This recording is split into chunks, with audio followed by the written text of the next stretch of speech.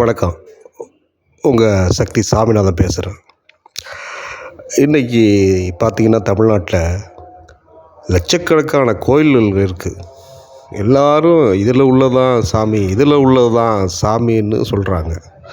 பல நாளாக எனக்கு ஒரு சந்தேகம், இதுதான் உண்மையான சாமின்னு. இந்த நேரத்தில் தேனியிலேருந்து ஒரு சாமியார் எனக்கு ஃபோன் பண்ணி உண்மையான கடவுளை நான் காட்டுனார். என்னடா இப்படி சொல்கிறாரேன்னு யோசித்தேன். ஆனாலும் சரி நேராக போய் பார்ப்போம் அப்படின்னு நினச்சேன். இருந்தாலும் ஒரு சந்தேகம்.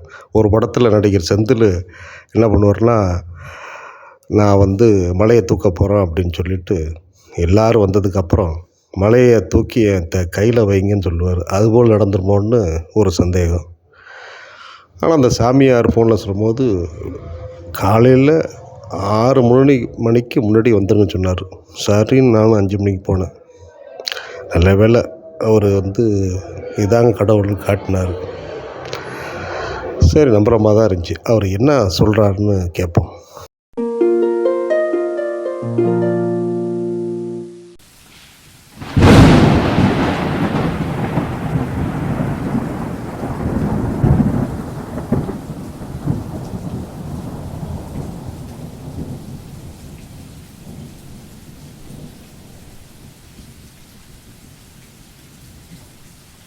காட்டி கடவுளை காட்டி ஏமாத்துறான்.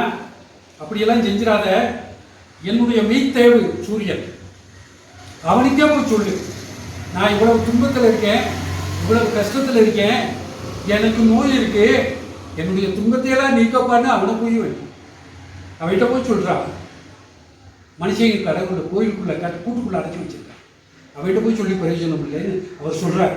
இந்த கருத்தை மக்கள்கிட்ட கொண்டு போனா இந்த சூரிய வழிபாட்டை கொண்டு வந்தார். இதையெல்லாம் மக்கள்கிட்ட கொண்டு போகல. இந்த பிராமிய பத்திரிகைகள் மக்களை தமிழன் படத்தில் வாழ்ந்து கொண்டு தமிழையே அழிக்க முயற்சி செய்கிறது. அதுவும் ஒரு பத்திரிகை திருவாசகத்தில் வரக்கூடிய திருவம்பாவையை போட மாட்டேங்கிறான். திரும்பாவையை போடும்.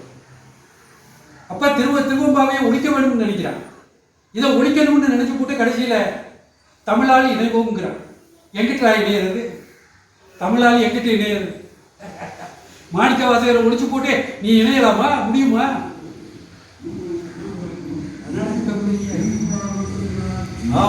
தின்றுளலும் அவன் பசுமாட்டை சாப்பிட்டாலும் அவன் எனக்கு முன்னால் அவன் கடவுள் தான்.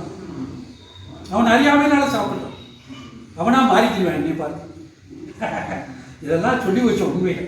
அதனால இப்படியெல்லாம் இந்த உண்மைகளை மக்களிடம் கொண்டு சென்று விட்டார். சூரிய வழிபாட்டிற்கு திரும்பி விடுவார்கள். மதவாதிகள் தோற்று போவார்கள். மதம் இருக்காது. பாசிசம் நேசிசம் முடித்ததை போல மதங்களை ஒழிக்க வேண்டும். அதற்கு உலகம் தயாராக தங்களை தயார்படுத்திக் கொள்ள வேண்டும். அதுவரையில் உலகம் துன்பமாக இருக்கிறோம். அகதிகள் இருப்பார்கள், சிறுபான்மையினர் இருப்பார்கள். இல்லையா? இல்லை என்றால் நாடு விட்டு நாடு துரத்துவார்கள். இரவும் பகலும் பாராமல் கப்பலிலும் படகிலும் பெண்களையும் முதியோர்களையும் அழைத்துக் கொண்டு குழந்தை குட்டிகளோடு படகிலே விழுந்து விட்டார்கள் என்ற செய்தியை படிக்கும் பொழுது நெஞ்சமெல்லாம் பதறுகிறது. அவ்வளவு பேரும் அடித்து துரத்தப்படுவதற்கு காரணம் மதம்தானே. அந்த மதங்கள் இல்லாமல் போகுவதால் இந்த உலகிற்கு எந்த கேடும் வராது. அதனால் மதங்களை முடிப்போம், அறம் வளர்ப்போம், உலகம் வாழட்டும் என்று கூறி இந்த அரிய வாய்ப்பினை வழங்கிய உங்களுக்கு நன்றி தெரிவித்துக் கொள்கிறோம். திருச்சிற்றம்.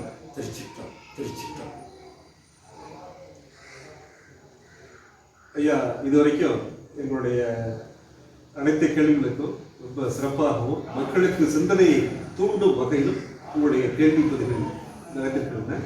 நிச்சயம் உங்களுடைய கேள்வி பதிலை வைத்து பார்க்கும் பொழுது தமிழனுடைய சிந்தனை தூண்டும், தமிழ் மதம் மீண்டும் ஆய்வு நோக்கோடு மேலோங்கும் என்பதைத்தான் காட்டுகிறது. நன்றி. வணக்கம். சிவாய். திருச்சிற்றம்பலம்.